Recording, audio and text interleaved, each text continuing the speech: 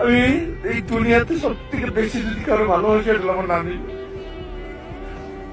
আমার নানি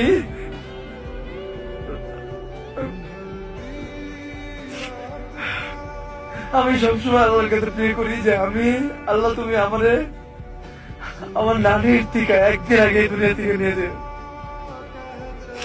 কারণ মায়েরটা সহ্য করে নেব কিন্তু নানিটা পারবো না। আমার নানি আমার লেগে যা করছে এটা বইলে বোঝানোর মতো না।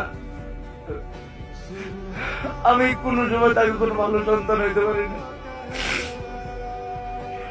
আমি আল্লাহর কাছে সবসময় প্রে করি, আল্লাহ তুমি অতদিন আমারে